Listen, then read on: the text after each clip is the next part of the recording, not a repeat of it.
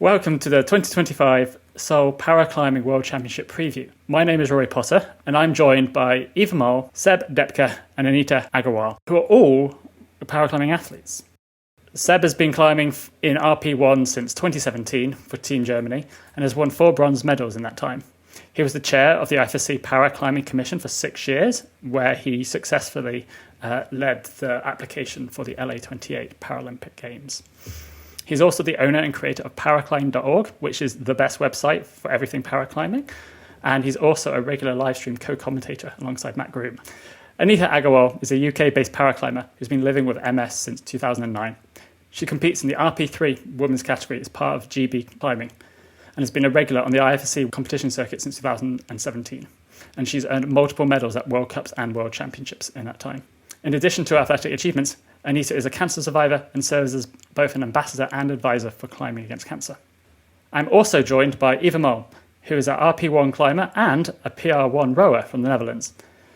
She has been climbing for over 25 years, and she competed in the Dutch youth squad when she was young, and she started paraclimbing in 2018. Seoul will be her 4th World Championship. She has won 7 World Cup medals and a World Championship medal. She has also won some medals, which she will not tell me how many, in rowing. So between you have been to or going to 13 World Championships. What makes a World Championship different from a World Cup? I think for me personally, it's actually competing with all of the disciplines. So the majority of World Cups we've been included in, obviously with the able-bodied, on the same walls, on the same lines. So obviously we compete on the same sort of walls. And also we're included in the whole event as part of the World Championships. Which hasn't always been the case. Indeed. Referring back to Briançon in 2019. Oh, yes. Who still has the hat? I have. Well, World Championships in 2019 were supposed to happen in Japan, and for able-bodied, they did happen in Japan. Unfortunately, last minute, the organizing committee couldn't host paraclimbing as well. So the Paraclimbing World Championships were moved to Briançon very last minute. And Karima from the USA made all the athletes hats that said we should have been in Japan. Yeah, brings back memories. I lost mine. Somebody took it. It was still a great event, though. Indeed. The French Federation organized it really last minute, because I think it was in early 2019 when it was announced that the Japanese Federation or organizing committee could not make it possible. So and then the French Federation stepped in and said, like, okay, let's upgrade our event from a World Cup to World Championships, and that's what they did. And then so it was there at that. Really pulled it off. Oh yes, they did. And by the way, it was the first time the split field format was tested in real life. So we had like 2 days of competition, and on each day, every half of the field had the full competition. So you had qualifications in the morning and finals in the evening. And that's how they managed at that time. I think it was like 160 athletes. And you were asking before, what's the big difference in between a World Championship and a World Cup? I mean, mostly it's just the participation numbers. And this was the first time the so-called split field format. And I think the only time it was tested. And this is, by the way, one of the things that we proposed always in the Paraclimbing Commission towards the event organizers, to say, like, listen, if you want to scale the numbers, the split field format is a big trick to get in more capacity for events, because we are growing and growing and growing. It's not like when Anita and I, when we started in 2017, I mean, a World Cup was maybe like 60 people, maybe like 12 to 14 sport classes, something like this. And now, I mean, if you look since that, the years that we started, if you look back into 2011, when the very first World Championship was in 2011 in Arco, I think it was in between 30 and 40 competitors. And the years after, it always had around 60. And it was, so to say, like always on the same level. But then the World Championships 2018 in Innsbruck was, I think, the first time over 120 participants, and then it just took off. Like, you've seen then Briançon 2019 with 160. Then we had COVID for sure, who influenced big on Moscow because we had whole countries who could not participate there. So I think there was around 120 even coming with high restrictions to Moscow. And then Bern 2023 had like almost 200. And now for Seoul, we will be giving the numbers a little bit above 200 competitors, and which will be for the World Championships a new record. But it's not the overall record, by the way.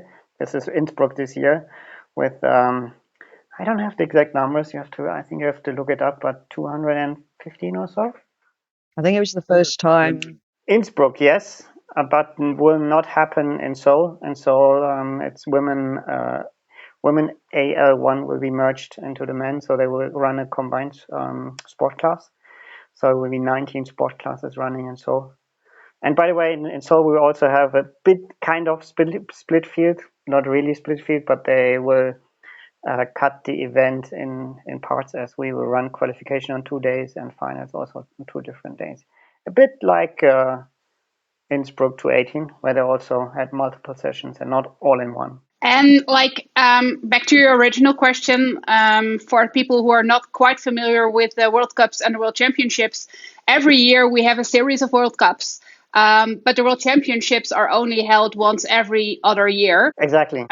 So you can win a World Cup multiple times a year, but you can only become world champion once every 2 years. I think it'd be good to talk about, Seb, if you could describe what are the different classes in paraclimbing. So this is an attempt to get people who have similar disabilities to compete alongside each other, so you don't have any unfairness.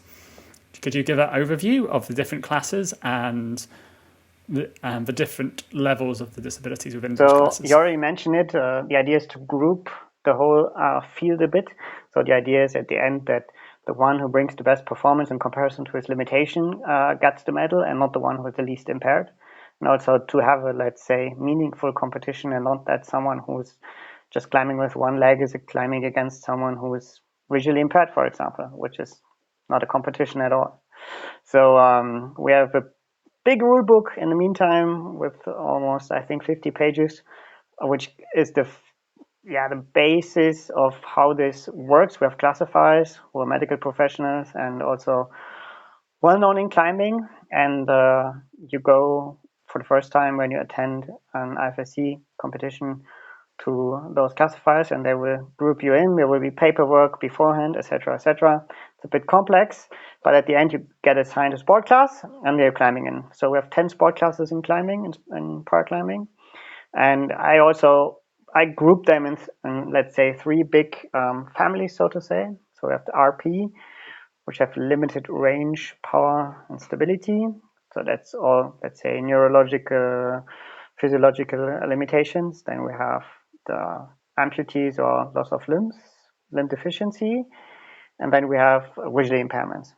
And inside those big groups, so to say, we have got sport classes who divide them up further in detail to give a finer degree of like how severe this impact is. So in RP, we have 3 sport classes: RP1, RP2, RP3. Low number, high impairment; high number, low impairment. And in the amputee or limb deficiency sport class, well, let's say group, we have AL1, AL2, which are amputee leg or amputee lower limb. AL1 is normally campusing, so almost no use of their legs at all. They campus the whole thing, while AL2 has a leg amputation or a limb deficiency, which is no matter which length. So they climb either with or without prosthesis, completely different climbing style then. And then we have the amputee upper limb, AU sport classes, AU2 and AU3. No one. Number 1 was existing in the past, but it was like ended a few years ago, and then AU3 came in, the new sport class. So the difference in between them is the AU3 just has like fingers missing. There's a minimum number of the fingers that have to be like, not there. And AU2 is just forearm amputation. So your basic criteria is that you don't have a wrist. And then we move on to the visual impairment. There we have B is the abbreviation here. So B1, B2, B3. And same here, like low number, high impairment. B1 sport classes, they don't see anything at all. They also climb blindfolded. So they have maybe just a perception of is daylight or not, but not more. And B2 and B3, they have vision left. Okay. Thank you, Seb. That's very comprehensive. So, Eva, you've started competing in power rowing alongside as well as power climbing. What are the differences in terms of a classification between power rowing and power climbing? Well, in rowing, there are only 3 sport classes. We have PR3, PR2, and PR1, also being PR1 being the most impaired. So there are a lot less sport classes.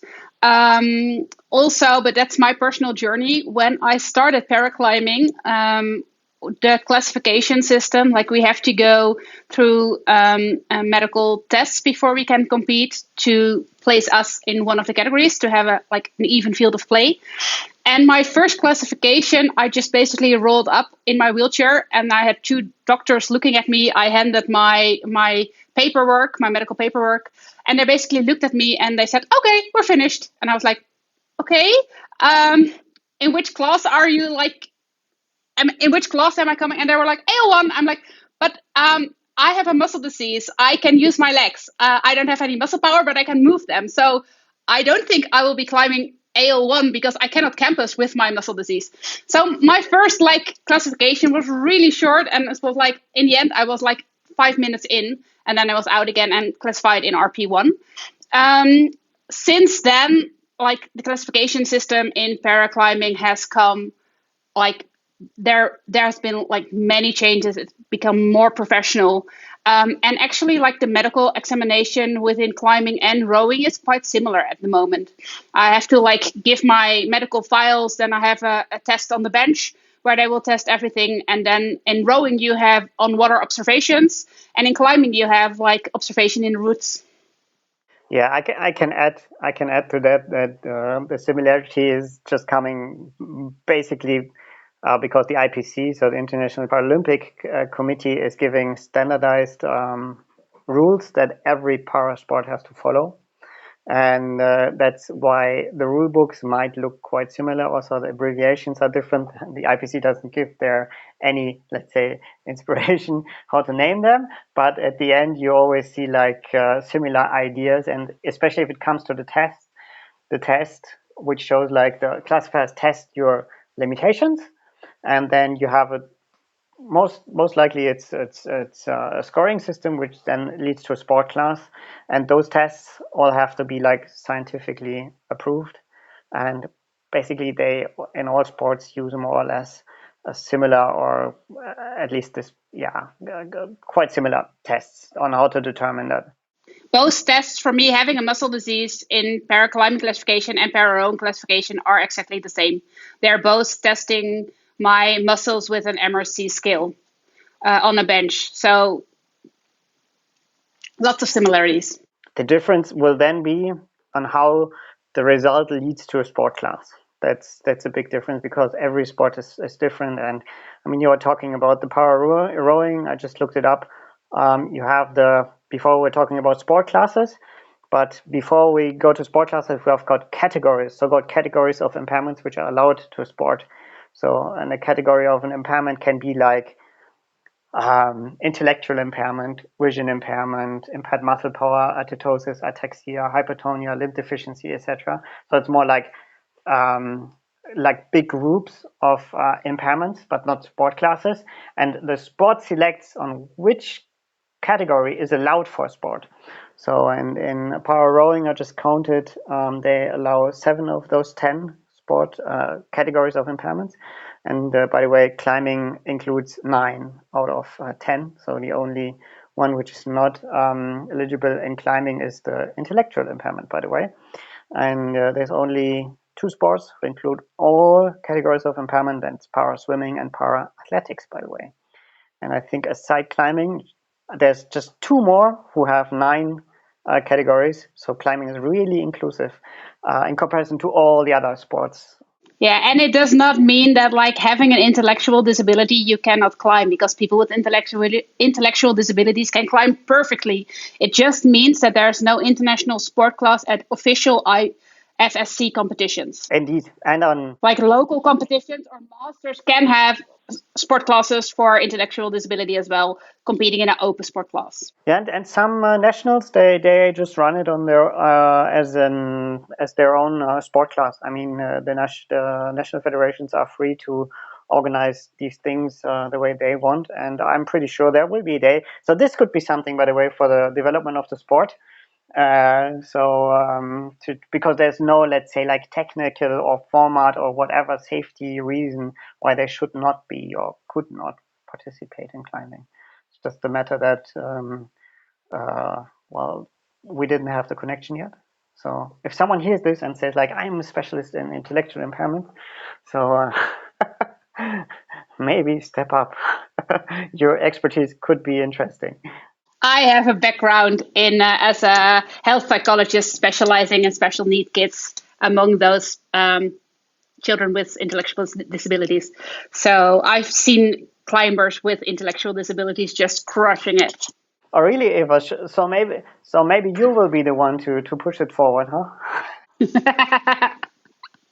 Well, I wasn't planning on running for athlete representative, because I already like balance 2 sports, which is insane.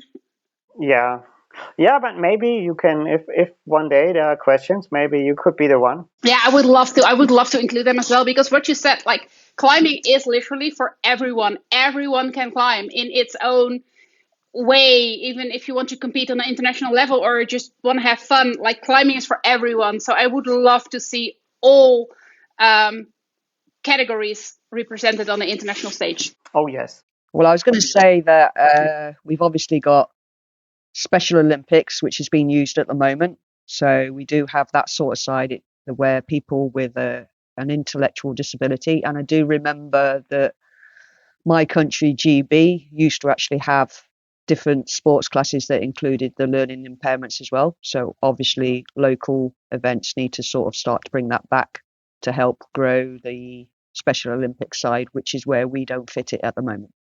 Yeah, same in Germany, but the key to, if it would be a goal to bring them to the IFSC stage, we need to, so to say, like we would need to close that gap and make the connection to the next step there.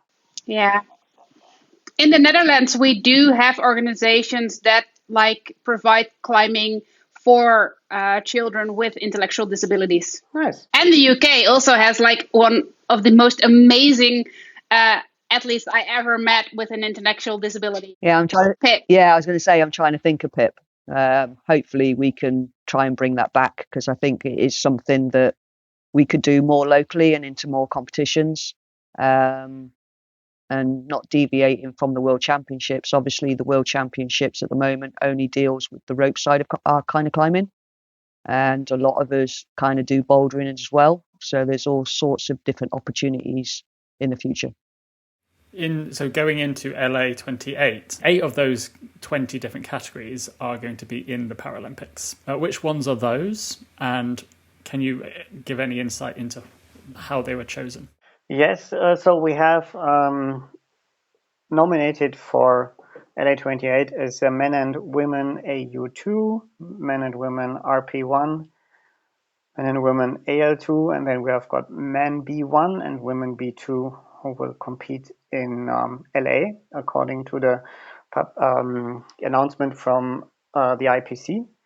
And the selection of those basically was based on the fact that the IPC had to make a proposal, and the IPC selects then based on parameters, on criteria that they say is important for the selection of them. So it's all sports have to go through the same process, because there is a maximum number of athletes who's allowed at the games due to the capacity of the Olympic village and everything. So, and it's not granted that those sport classes will always be the same. It's just the selection for these games, and it can change. And the number of athletes that we might bring to the field of play in LA, that will be 80, so 40 per gender. And that means those 80 places belong to another sport before. So you always have to keep in mind that everything we get, and it's the same, by the way, for the Olympics, there's the same thing. Everything that climbing gets more, someone else had before. So the IPC, what they like to combine is maximum performance, but also high visibility and gender equality, by the way, also very important. And yeah, if you just look into this, especially if it comes to high performance and high limitations, it's obvious that those two don't come along, right? Because if you have got very high limitations, the performance obviously will not be the highest. So the challenge is to make a proposal to say, like, this is paraclimbing and this is what we can present. And for sure, if it comes to gender equality, there are statistics. And if you look into the sport classes, so we have all of the families, all of the groups, bigger groups of sport classes that we have are included. So we've got the RPs, we have got the vision impairment, and we have got amputee or limb deficiency sport classes which are represented there. And yeah, I hope that we will provide a great show in LA, and that everyone gets the idea of this is paraclimbing, who didn't have it before. Oh yeah, and like I just think I don't know if it's true, and I'm still trying to think of it, but I can't think of many sports that actually go vertically. And when I'm constantly racking my brain in the Olympics, apart from maybe pole jumping or high jumping, like to see our sport and show everybody what we're doing is just going to be amazing in LA. So let's get started talking a bit about Seoul. So it'd be good to go around each of us and for you to talk about, like, what do you think? What are you looking out for at Seoul? So Eva, do you want to start? Well, I'm really looking forward to the fact that we have our very first World Championships in Asia. We haven't had any big World Cups or World Championships in Asia just yet, so it will be the first time. That's amazing. I'm really happy that this year we will have the World Championships together with the able-bodied, like we had in 2021 in Moscow. Unfortunately, we didn't have in 2019.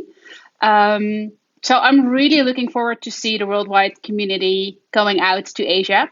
For me, the World Championships rowing and paraclimbing were the exact same time this year. I focused on rowing for most of the year, competing in the European Championships and the 2 World Cups, thereby also missing 2 World Cups in climbing.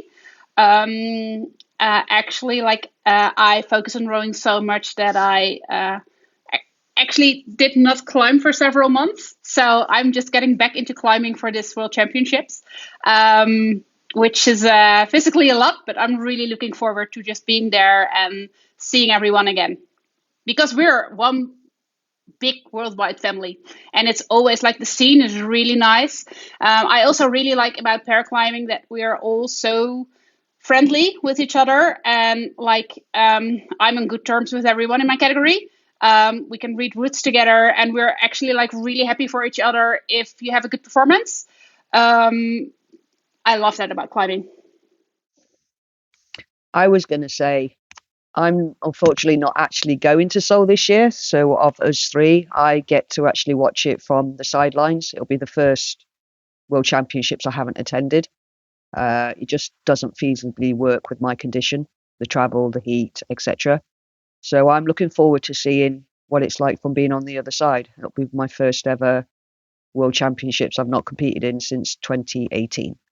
So to see it live, hopefully, I'm presuming it's going to be streamed the normal way that we watch our sport, which is YouTube.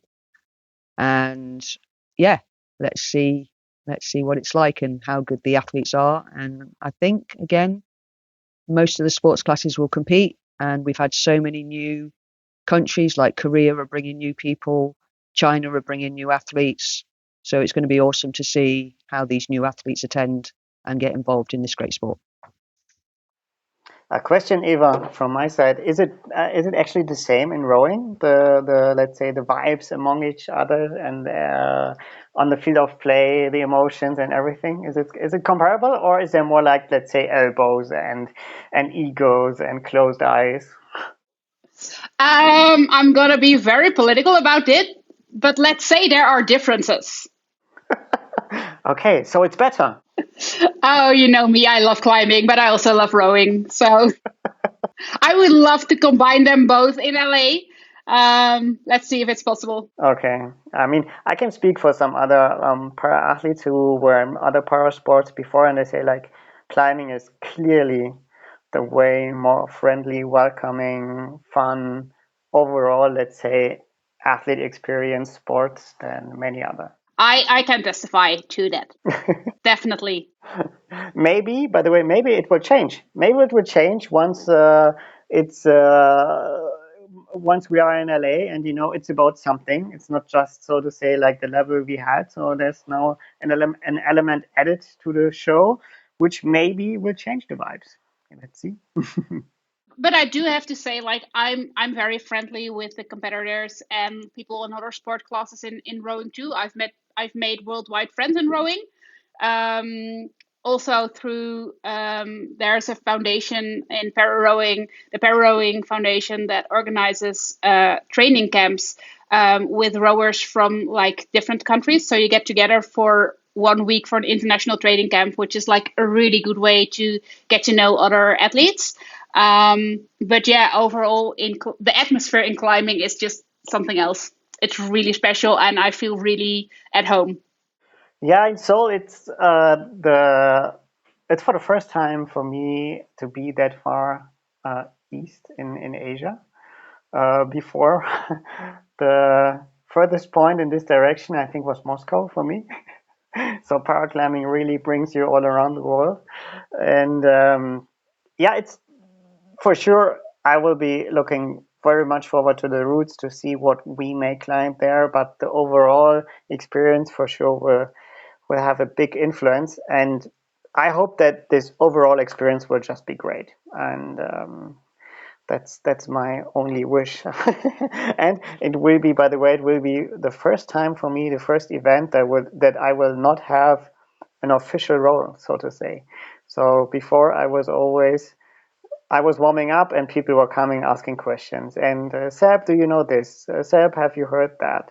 Do you actually know blah, blah, blah, blah, blah? So this will be the first event in 6 years Then. that I have no official role at all. I can just go there. So you're looking forward to just being an athlete in Seoul? Yes. Yeah. I fear that too. But there's like the burden of the, so to say, like being in charge of something is gone now. So if Matt comes to me and is like, hey, Seth, do you want to join me in the commentary box? Yes, sure, I'm available. But all the rest is like off my shoulders. We still will be coming to you, Seb, because we just assume you know everything. So what are both of your ambitions for Seoul in terms of as athletes? Well, for me, I a little bit of a background story. Last year, I've been rowing for 3 years now. Last year, I had an international ticket to the Paris Games, but like our NPC is very strict. So in the end, I was not allowed to go to the Paris Games, even though I qualified. And this year, we decided to fully focus on rowing to show that I do have potential for LA, which succeeded a lot. Like I rode to silver at the European Championships and gold and silver at the World Cups. But it also meant that I had to take a step back from climbing. And with like not having climbed for months and getting ready for World Championships in 7 weeks, 7-8 weeks. My expectations are just to be there and fully enjoy the climbing and show my best version on the wall. And wherever my best version on the wall leads me, that's fine. Yeah, my expectations or my wishes for Seoul are, first of all, I just want to be able to perform my best, give my best on the wall. If I look back, I can really say like there were just very, very few occasions where I really messed up something. And I don't give myself, so to say, like a goal in terms of I want to get this or that position. So I just focus on my own climbing, on my performance, and then at the end there's a result. And I always try to look as good as possible, not on the starting list and not on the others. So, for example, I'm one of those who I don't like to be last, for example, climbing, so that I can see all the others before. I love it to be just the first on the wall, having seen no one else, and just free from my mind to give my best and put something on the wall.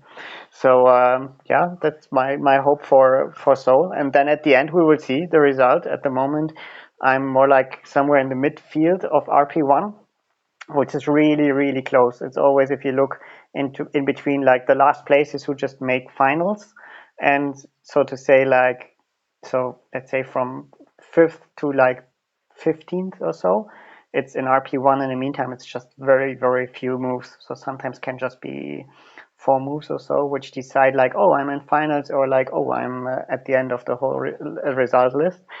And that gives a big variety on how a competition can end. And I mean, if I look back to Bern, there I was ending 4th, so just one move away from the podium. So I'm pretty sure this will not be possible. So sadly, because the level took off crazy in RP1 in the last 3 years, and I think it will continue. And if I compare the level of impairment I have in comparison to others in my sport class, I must say that I'm more in the group of, let's say, like really severe impaired RP1s. And so I think like over time, to be realistic, I can train as much as I want, but the tendency might go further down the result list, sadly. But this is how it is. I mean, there's always an upper and a lower end of a sport class. And I think it's I've seen enough over the past years to not be stressed out because of that. I mean, I've been part of the commission who made all the rules, who made the decision, and just because you don't perform well on the wall, it doesn't mean like you're not a strong person, right? So you have to be able to distinguish between that in your head, and because at the end those rules are just a decision made on paper. For example, on where the line in between RP1 and RP2 or RP2 or RP3 is lying. This is just a decision, which is and which makes then a big difference in between of, oh, I'm at the upper end of a sport class, or I'm on the lower end of another sport class, which has like the higher number with lower impairment. And I agree with that. Like over the last few years, the competition within RP1 has been insane. It's such a competitive category. The category has grown a lot. I can remember 2000 and I think, I don't know, like maybe 2021 was the first time we had a separate RP1 women's category with only 4 people competing. And like at all the World Cups that year, there were like only four people competing in my sport class. And over the years, for both men and women, like RP1 has grown exponentially, as has paraclimbing as a whole sport. We're growing and growing. So that's awesome. But at the same time, it's also like within RP1, it can be really competitive. And like 1+ or 1 move can make a whole difference, whether you make finals or you're ending in the lower part. We also have like all kinds of different impairments in RP1, and we all have like our strength, and we all have the routes that does not really suit our disabilities. So I really resonate with what Seb says, like to bring your own best version on the wall. You can have a route that does not suit your disability per se, but you can still be like your best version on the wall. Anita, do you want to jump in? So for this World Championships, it's going to be the first time, I think, that the AL1s don't compete against Eva, because they're going to be merged with the AL1 men, which makes it a unique category for Eva to do awesome. And I'm rooting for you, obviously. And then I'm in RP3. So last time in the World Championships in 2023, which was in Bern, we had the AU3s, which is the ladies and men that have missing impairment below your wrist, also getting their own sports class. So it also means that we've got the girls with hand amputees actually getting their own sport class. So these sort of things are coming into play this year. It's the first time that sports classes aren't merged. The only sports class that will be merged is possibly a B and the AL1, which is more the people that can't use their legs or below. Yeah, and the roles are based on the registrations, aren't they? They aren't actually based on who shows up at the fight at the end, and so registrations closed quite a while ago. Yeah, exactly. The rule was changed for this year, so that the numbers who determine the sport class setup on a competition are based on the registrations and not based on the result at the technical meeting after who's attending and after the classification. Because always, if we have new athletes, they register, let's say someone registers in RP2, for example, by its national federation, but there will be paperwork check in advance. So if there are like big errors, like, I don't know, if the NF just misses the drop down and register a visual impairment athlete in an AU or AL sport class, this will be corrected beforehand. But still, if you have someone who's registered as, let's say, RP2, can end up after classification in RP1 or in RP3, or even being not eligible at all and having to watch the whole competition. So the starting list is not final as it is now. And the thing is, we can only say like who's in the sport class at the end of all of this. So it will be then at the technical meeting the night before the qualification run will start. From the starting list, every category will run, with the exception of women's AL1. They will merge into like one mixed AL1 category. All the other categories run. Yeah, but still they were running, and I think it's a good step forward, because imagine you're flying halfway around the world and then learning, oh, I'm not competing, or I'm merged with another sport class, and as also the merging rules were more or less removed. So the year before, the merging or so-called merging, let's say the combining of sport classes, if those minimum numbers that Eva just told us are not fulfilled, before there was a complex scheme on how then sport classes can be combined, and almost all of that was removed. So the only option which is still there is B2 and B3 who can be combined, and also the AL1 cross-gender can be merged into a mixed medal event. So that means like men and women AL1 can compete together. That's the only exception which is there, and I think it's as all of the other options are gone now, I think it's a very fair principle to say like the numbers are based on registration and not at the outcome of after classification, after attending there, because flights can be delayed, people get sick. So it's I think it's never the case that the same number which is registered appears on the field of play. There's always like a couple of persons who don't make it there.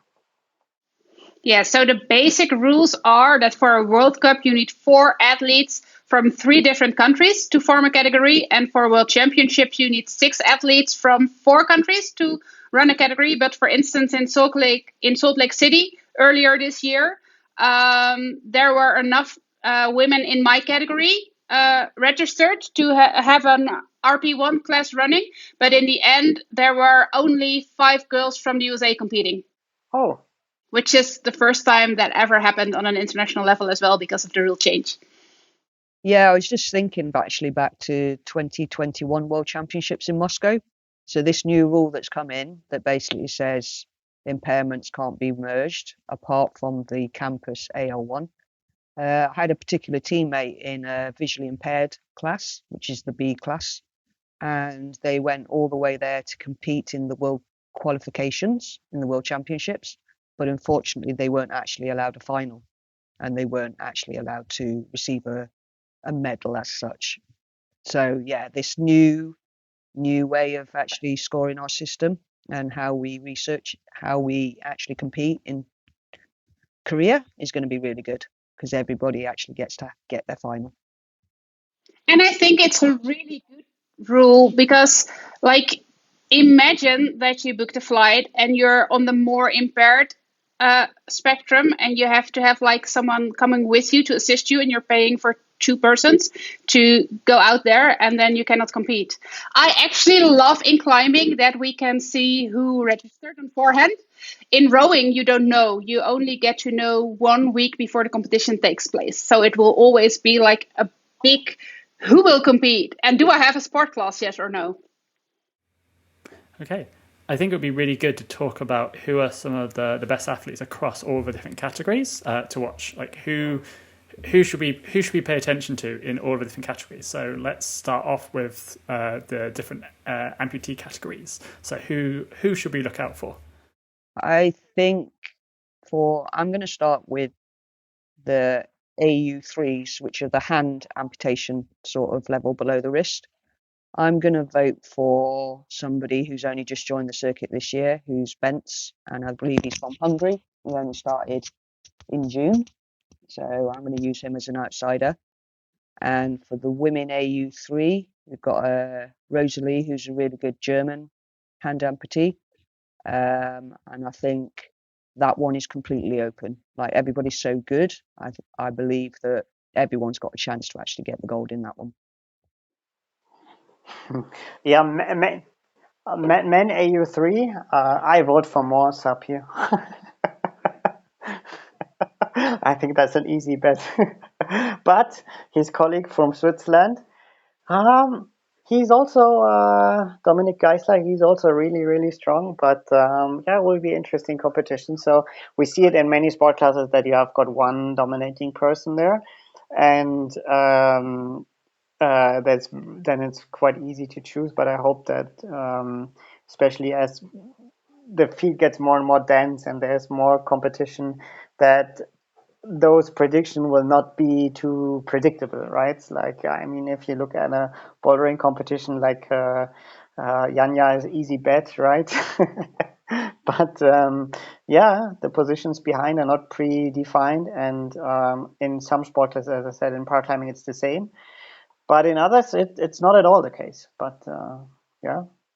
That's why I went for Bence, because Bence beat Dominic in Innsbruck this year, Okay. and he's new on the circuit. So I'm going Bence because he got number one in Innsbruck. Okay, but Moore was not in Innsbruck. Well, it came down, and I think that's the other thing to consider at the World Championships, is if your score is exactly the same, then it goes back to your position in the qualification. It's like a count back. So if we looked at the leg and arm amputees, which is the AU and AL2, I think France have got a really good job of getting almost a clean sweep. But you're looking at Thierry, Lucy, Solène. However, I'm sure Brian wants it from USA for the arm amputee, AU2.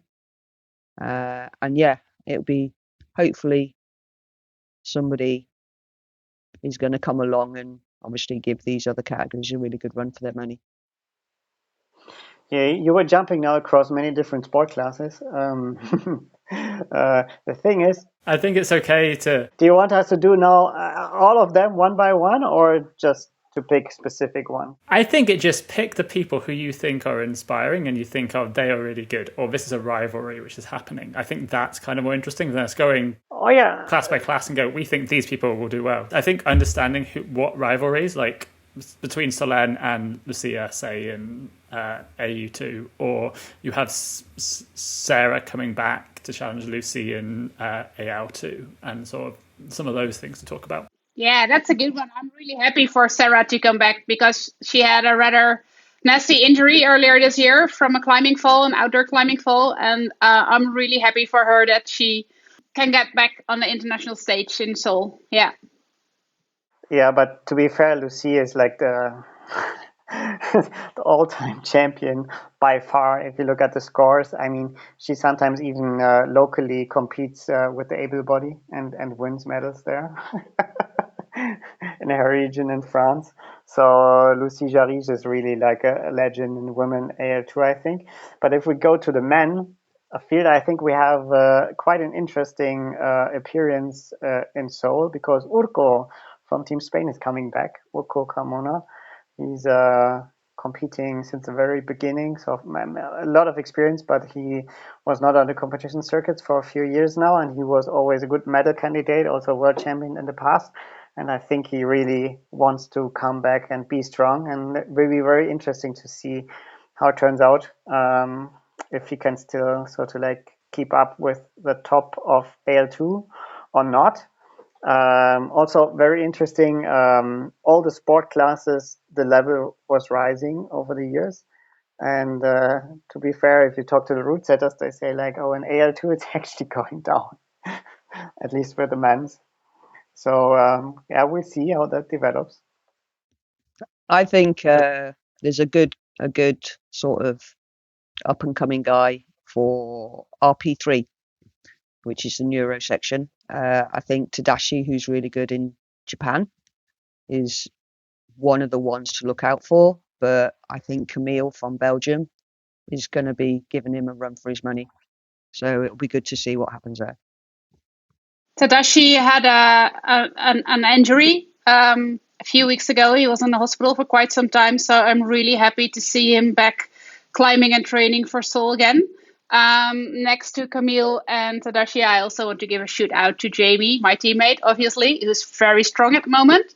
Definitely a lot stronger than he was in Innsbruck, so don't count him out. Yeah, men AU2, I think it's always the competition in between Brian from the US and my teammate Kevin, because they are always really close together. So it will be interesting to see how that turns out. I'm going to do outside dog, which is Isaac from Norway, I think it is, because he's so tall. Like, he's really, really tall. Unfortunately, he doesn't like the heat. He prefers it to be cold, being Norwegian.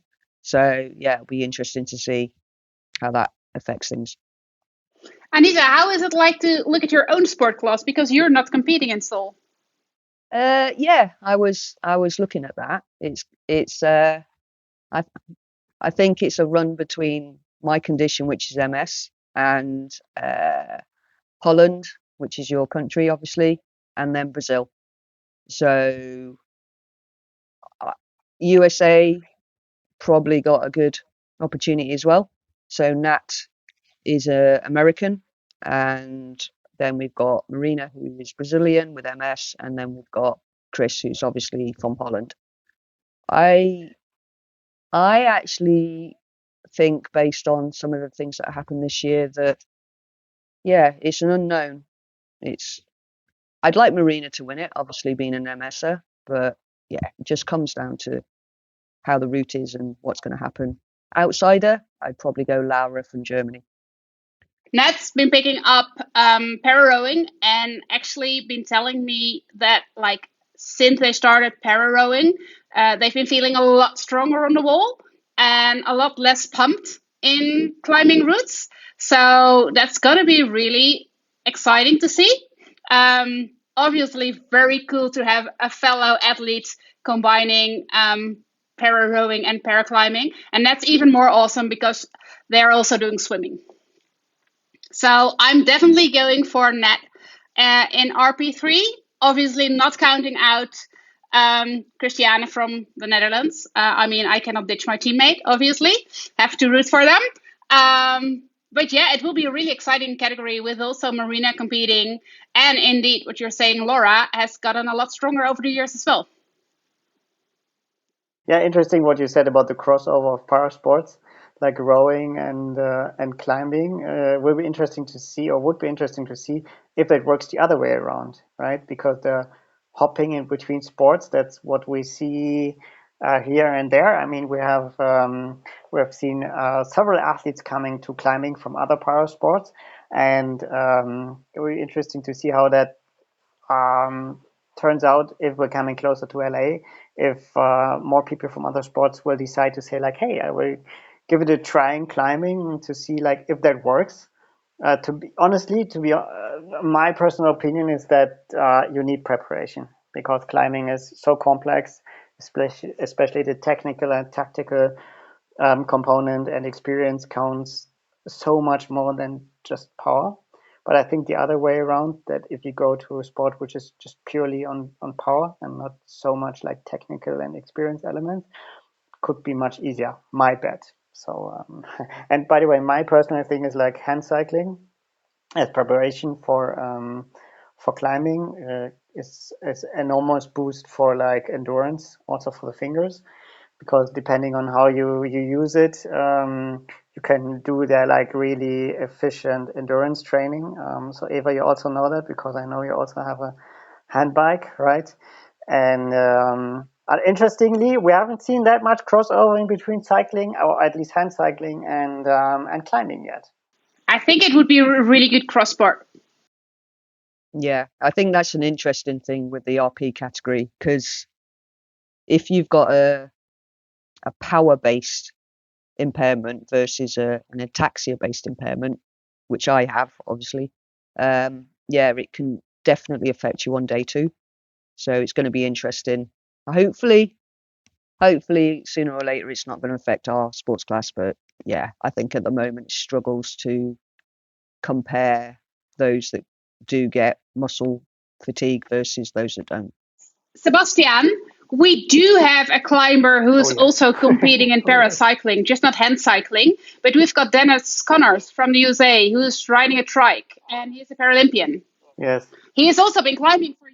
Yeah, but I'm specifically talking about hand cycling because because this is like the same muscle group, and there I think it can get very interesting, especially for example for the AL1 sport classes, to see like if that can work, if someone who's like in the severely impaired hand cycling classes could make it also work in climbing in AL1, because there the technique is, let's say, like way more limited as you just campus comparison to the other sport classes. So there a crossover could, in theory, I think, work way easier.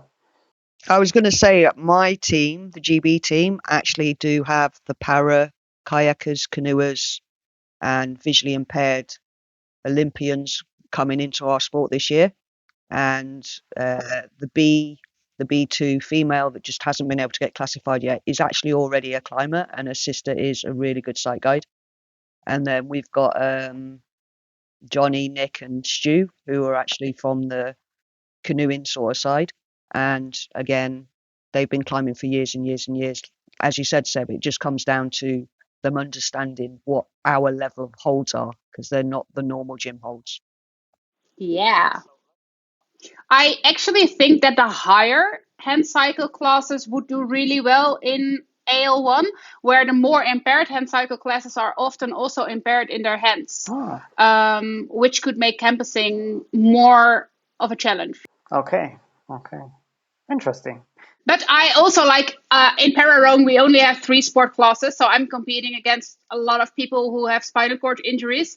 And I can guarantee you they would crush it in AL1 because they're so strong and like rowers train like beasts. Yeah, but I can come back on that and say our AL1, who has come from that sport, he's unfortunately at the moment a really good climber, but he's too big because he's taken in the muscle mass for obviously doing the canoeing or whatever it is. So he needs to see how it works when people come across and obviously learn how to deal with the overhanging of the wall, because their body mass is completely different to the people that climb at the moment. But I'm sure it's easy enough to work out as we head towards 2028. It's just unfortunately that sports class isn't in the Olympics. Talking of AL1, so who is it going to be a mixed class, which we had in Salt Lake, and Pavitra, who has won everything in the women, has done so good. She came third in the mixed class in Salt Lake. Yeah, I'm fully rooting for Pavitra. Oh yes, we want Pavitra. We definitely want Pavitra on the podium. We definitely do. She's awesome. Oh yes. In the mixed sport class, Oh yes. don't count that Mate from Slovenia has been classified AL1 this year, and he did really well in Innsbruck. He medaled. Yeah, I would also count Tanner as candidate for the third place. So it's Tanner, Matej, or Pavitra. I think there will be high competition between them.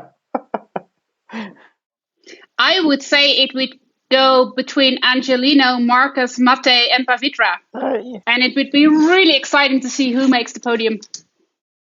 Yeah, well, at the moment, based on the results, the information I'm looking at, there is exactly 15 when you merge the men and women together, assuming classification and attendees. So yeah, it'll be interesting to see if we can sneak in like 6 in the final, which is again a new thing for World Championships, is actually having more people attend. If you get 23, I believe it's 8. So there's a potential to have some sports classes that are going to have 8 in the final. So yeah, interesting times. But that counts then based on appearance, not on registration list. I think everybody that's in AL1 and it's mixed. We've got some new female women that have come in from America, which will be good to see. But I do think the podium will be Marcus, Angelino, Pavitra, and maybe Tanner from USA. So that interesting to see. I'm going to speak because I'm not those two, so I'll go first. I reckon Hannah, who's the up and coming American, Hannah Zook, I think it's Zook, and Melissa from USA for RP1 women. And if we're looking at men RP1, then I think Kim from Norway versus Aloise from France, which is really, really good because Kim's doing really, really well. RP2, I think Eva, because she's not in RP1, can speak. So RP2 women. I think one of the favorites is Jasmine from Austria. I have to see who's registered in RP2. RP2 women. But she got, over the last competitions, she got more and more competition. There's a new girl from Japan who did really well in Innsbruck, if I recall it good. Sarah from Swiss, also really good. Dina from Norway. I think it's a class with like the heat's on. But yeah, anyway, RP1, to be honest, I didn't look at the start list yet. I never do that. I just know who's competing from my team, but nothing more. And I always go to competitions and I look at the starting list the evening before qualification. It's like kind of a tradition. It's actually one of the biggest categories, Seb. You will have 19 people registered in RP1. Oh, really? Oh, yeah. Yeah, it's always like this. It's always like men RP1 and men AL2. They're always the two biggest sport classes in the last years, and which is nice. Like big competition, big field, which will be also great for LA. But yeah, it's not easy to get to the finals there. what about your RP2 men? What do you think? I was going to go, I think, the outsiders of Phil from Germany and BB from USA. And I think the potential winner could be Ben from USA or Manny from India. And I believe Manny is the only Indian in the whole of the Indian team coming to World Champs. So rooting for him for the whole of India. In women's, I'm always rooting for Nadia because she's just the cutest and her guide dog is awesome. She's one of my favorites. She has the most beautiful smile and curly head out there. But also a very strong category.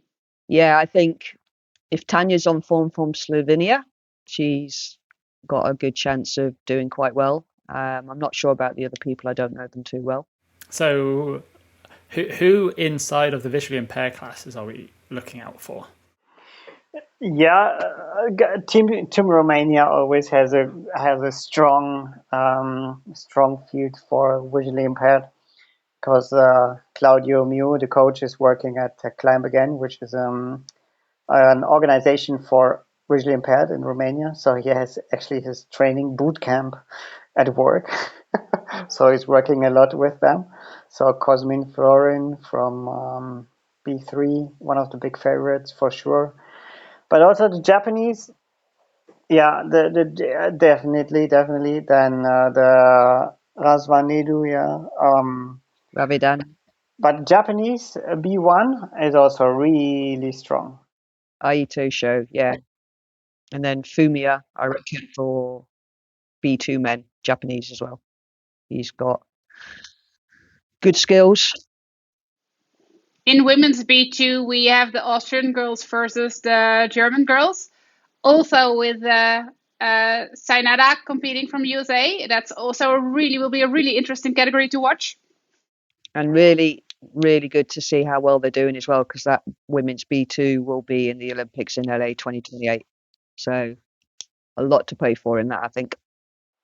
Oh yes, yeah. I hope this is one of the sport classes which definitely has to grow until LA, and yeah, but there's still time, so I'm confident that there will be still more people attending, and that the sport class will grow. Yeah, they were almost, weren't they, running? They had 5 competitors for a long time, and with only one of the 2 Austrian girls signed up, and in the end, we have the 2 Austrian girls competing, so there will be a class of 6 competing in Seoul. Yeah, I'm hoping that a previous teammate will come back, which will be great because that'll help it grow. And similar with the B1 men, hopefully we'll get some more coming over from other sports, which I'm sure they will, because I've got a new teammate who's a B2 potentially, but they've yet to get classified, and that's just how it is at the moment, is trying to get these B people classified. Yeah, there are not as many visually impaired classification opportunities like there are for physical impairments. So it's bad for all of those who want to join later in the season. The reason behind this, for those who don't know, the physical impairment classifiers, they can be educated and formed by the IFSC themselves. But the thing is, for visually impaired classifiers, we rely on the international athlete. We rely on the international classifier pool, which classifies all the other sports as well. And there's a bit of a shortage, and we don't have visually impaired classifiers who come from climbing. So we rely on the big pool who classify every sport. And yeah, we don't get as much classification opportunities as we would need to offer more than just one occasion a year, which is not a lot. I mean, it can only get better, can't it? Because hopefully, as we're now in an Olympic sport, and with these World Championships, which only happens once every 2 years, I'm hoping that more countries will hold more World Cups and more championships, which allows other people to come into the sport, which would be great. I'm actually really curious to see how the competition schedule for next year will look like. Yeah, same here. We will see hopefully at the end of this year. It's definitely a financial issue. I think at the moment we're still growing the sport, and hopefully everybody will be able to get some kind of funding which will help them continue and obviously build the sport for the Olympics, which is exactly what we want to show, how good our sport is and the potential of increasing it and enjoying the sport that we do. Just to sort of finish off the categories before we start talking about the future, I don't think we've talked about B3 women, because I know B for the men, the Romanian team inside B3 men are really strong. Who are the people to look out for in B3 women? Hard to say.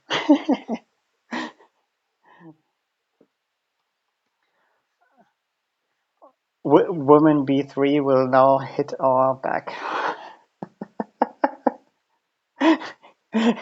Why couldn't we just remember them? Yeah, but in in B3, I don't think we should rule out the French girl. She's relatively new. I think she competed for the first time last year, if I'm correct. But she finished podium like every international competition she'd done so far. So the French is also a strong team. Like a couple of years ago, my teammates, both competing in RP3, like to play the French anthem at competition simulations to get the psych up, to make sure that they won't podium like every category, and it made them climb a lot harder in training. Yeah, I'm just looking, and maybe Mika from Japan. Yeah, I mean, like also if you look at the USA athletes from B3, where you have Phoebe and Lynn, who also like made podium frequently. So it will be a really interesting category to see. Yeah, Phoebe or Lynn, I would bet from the US. I think it'd be good to talk about how we feel paraclimbing is going to develop over sort of the next few years, sort of, and especially as we're seeing lots of younger athletes coming in to the sport, and we've talked a lot about crossover as well. So how do people see things changing? More World Cups in lots of other countries. We were trying to get a World Cup in Brazil this year, so hopefully more Asian World Cups or North America World Cups. Hopefully, if we're going to Brisbane in 2023, maybe we can get a World Cup over in New Zealand or Australia. I think ultimately we're going to see. Oh, well, I would hope that having the experience and watching our sport develop, and I started as climbing when I was diagnosed with MS, so I'm purely a sport climber. But I think the more that people see us at the Olympics, the more people that may come from other sports, because they still have that athletic ability. So like Nat and Eva going over to another sport, I think climbing is just a form of physio in my head, and it's just a way of being able to climb safely and train for other sports. So you never know. You never know if other Paralympians from other sports come across, like we spoke about earlier. I think many will try, but they won't succeed. That's my bet. Well, it's all more to do about the future of the sport. So surely, give them 8 years, I'm sure they can get good. Yeah, okay. Yeah, but I think those who will try to cross over are hoping for the fast success. But I hope that those hoping for the fast success will just fall in love with the sport and give it time and development. But my bet for the future would be like we will see more pressure, more competition, a harder selection. I mean, we see it already now coming up with LA. The qualification system is not determined yet, right? But what I already know is from the Paralympic handbook that the maximum which is allowed is 3 participants per gender per country. So if we look in Germany, for example, we have 5 currently in RP1, and maybe getting more next year. So there will be, because the maximum you can register now for a country is 5. So in my podcast, there will already be a selection for World Cups next year, pretty sure. And then again for the Olympics, for sure there will be a selection even harder. So it will not be guaranteed that you can just show up at a World Cup level just based on numbers. So that will be a development which will, especially in the bigger countries, get more and more present. I mean, it's already there in the US, for example, we have a huge national event, a huge team, but also hard selection process to just get a ticket for a World Cup or a championship. I mean, they don't select that hard yet because they always show up with a really big team, but I'm sure this will be selected harder. Then with more pressure comes harder training. With harder training comes more injuries. And maybe people also trying things that are not so intelligent. I mean, if we look into the red eyes topic, for example, I think this is something which has not that big of a relevancy as it has in able body climbing and para yet. But I'm pretty sure we will stumble into this as well sooner or later. It's just a logic consequence. Then bigger events, for sure, it will grow further. But along with that, I hope that the non-Paralympic sport classes will not get lost, so that we can show up there's more potential for further growth. I mean, the application for 32 Brisbane is already next year. It's in 26. So, but this will just be the general application. And then it's around about 6.5 years before the games. I think 5.5 years before the games. So it will be before LA, where it will already be announced, like if we are in, but it's just 3.5 years before when the medal quota will be published. So that means like how many medals and how many athletes can we bring to the field of play and expect them there in Brisbane. So yeah, so this will be. Yeah, because Australia's a really big para climbing community, and they will have to, in that preparation for Brisbane in 2032, it's going to be really cool to see World Cups, both para and able-bodied, going there in the future. Talking about Brisbane, I really hope that there will be more categories on the Brisbane stage. We have 20 categories there, like 20 sport classes. They're awesome.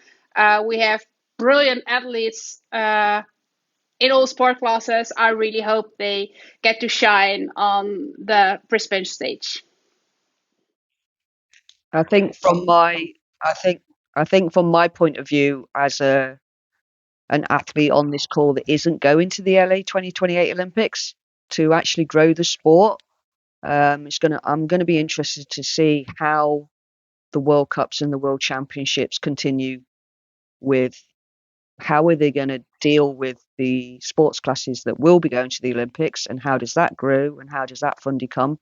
And then how do the people like me that aren't going to the Olympics, how does the sport develop? And obviously hoping that all the sports classes stay and that competitions don't start isolating only the Olympic classes for their competitions, because it doesn't allow my sport to grow, and it doesn't give us confidence that we'll still be able to fight for a future event. So it does bode interesting to see that all international countries continue to provide athletes like RP3s, RP2s, AL1s, and obviously B3s, because we still need the athletes to come to the World Cups. We still need the athletes to go to the World Championships. And without growing those sports categories, we can't show the Olympic board that we also deserve to be there in Brisbane. So it does require that globally all national countries try and help all of the sports classes grow. And that's what I want to see is that they don't forget about the classes that aren't going to the Olympics. Well said. Yeah, and I think like the IFSC guaranteed that they will keep supporting all classes, and I really hope to see that on a national level federations do support all classes as well, so everybody can come and we can, like, together, Paralympic and non-Paralympic classes, show the sport and grow the sport and make sure we're taken seriously on that international Paralympic stage, and that there will be room for more sport classes to shine on the Brisbane stage. And that basically comes down to sponsorship and support for our sport. We don't have visibility on TV live stream. Most of the World Championships and the World Cups are live streamed on YouTube, which means there's no money coming into the sport. We're still quite young in terms of funding for prizes, which means we're all self-funded. And obviously, we've got sports classes that go to the Olympics that will be getting financial support. And we need to start getting some kind of advertising in there to fund the sports classes that don't get any funding. It's also cool, like we've talked about the International Paraclimbing family before and how big of a deal that is. There is a paraclimbing master coming up in Japan that was supposed to feature only the Paralympic classes, and from within the community, like all climbers where like we want all classes to be represented, and in the end now all classes will be represented in Japan. So I think don't rule out the international family who have a big sense of like we are one big family. Just unfortunate it's on the same day as Laval. So that's the unfortunate thing is how do we deal with events that could be on the same weekend, because we don't have a global calendar that everybody looks at so they know these events are happening. So lots to consider, but I'm sure it just means our sport's going to grow a lot more. Let's have final words, and then we can stop. And because we know we've overrun by a fair bit already, and I'm very grateful for all of you staying on the call. Anita, do you want to kick off then? And then Seb, and then Eva, you can finish. Yeah, I just wanted to wish these two good luck at the World Championships. I'll be rooting for you and everybody else, and I look forward to obviously showing everybody what we can do on the circuit. You will be thoroughly missed. You will be thoroughly missed. I'm fine. I'm not taking MS to Korea. It's too hot. And that's just the way it is, unfortunately. Not all impairments are able to travel. So it is what it is. But yeah, with my disability, it will be really interesting with a long flight as well. So we'll see. Yeah, I hope just for the World Championships there will be a great event, all celebrating together in Korea. And for the future, I just hope that we can keep our foot in the door at the Paralympics. I mean, now we will be additional sport, and it would be nice to get a program sport permanently, like climbing got it in the Olympics. I hope that it will happen the same in the Paralympics, and that we get more sport classes, proper development of what was done in the past years, that this journey just continues. I mean, if we look back when Anita, maybe you remember when we started, at that time we had huge discussions about route setting, about classification. There were just 2.5 pages in the rules about classification. Just 2.5 pages. Can you imagine? Now we have got 50. And the feedback for route setting is mostly we're just discussing about minor details, and we have route setters who take so good care of us and who really look into the tiny details of what we can do and what's not possible and where we can push the limit. I mean, in the past we have seen competitions, people falling to the ground, or obviously routers doing things obviously wrong, like disregarding the right-left differences to make it fair for both sides, or having things which were just impossible for a specific impairment. So I'm really happy that we can really tick that box more or less and say like, yeah, it's on a good path. And I just hope that this development just continues. I would love to see para route setters and para route testers as well. With the sport growing, we also have more and more athletes retiring, and I hope them to get into those roles as well. Furthermore, I really agree with what Seb's saying. Also, competing in two sports, I think something that we need to keep going is the way our community works and the way how we can get into touch with each other. There is a WhatsApp community where like all athletes can be present. We have a national athlete representative app. We have so many ways to connect with each other, and I think that's one of the most wonderful things about the paraclimbing community. Okay, thank you very much all.